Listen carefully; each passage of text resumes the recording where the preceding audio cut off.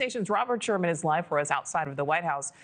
Robert, at this point, we are now less than 24 hours from what President Trump is calling Liberation Day.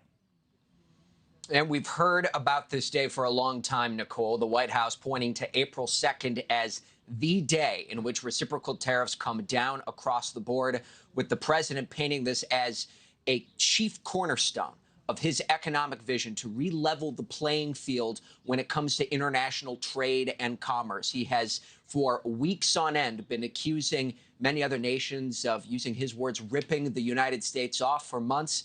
But here in the Oval Office saying that he intends to re-level the playing field in an adequate manner. This is what he had to say to that. Take a listen.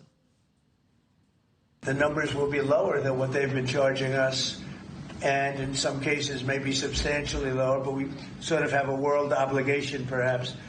But we're going to be very nice. Relatively speaking, we're going to be very kind.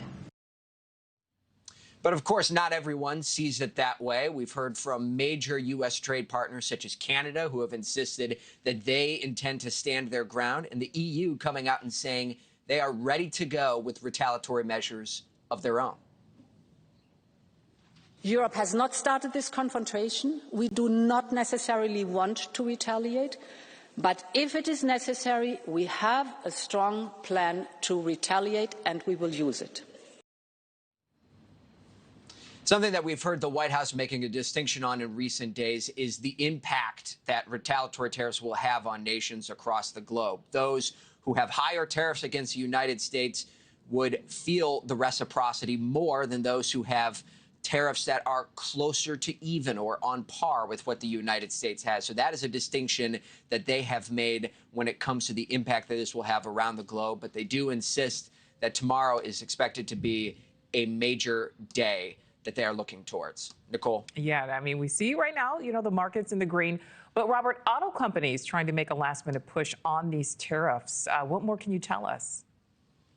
Yeah, this is something that our own Kelly Meyer was able to track down for us just a few minutes ago, being able to confirm the fact that some automotive companies, the big three in the U.S., Ford, GM, and Stellantis, all making a last-minute push in order to get effective carve-outs on some less expensive auto materials that are needed when it comes to the construction of automobiles. A source confirming that to us here at NewsNation. And keep in mind, Nichole, is that in the past, you have seen some effective carve-outs for the automotive industry. When we were going to see tariffs a few weeks ago, a pause was put in place for the automotive industry in order to help them out. But April 2nd, the president made clear, was the day in which those kind of grace periods come to an end and tariffs come down across the board. Is there possibility for more movement in the last 24 hours? Certainly. But that has been the message that we have heard from the White House to this juncture.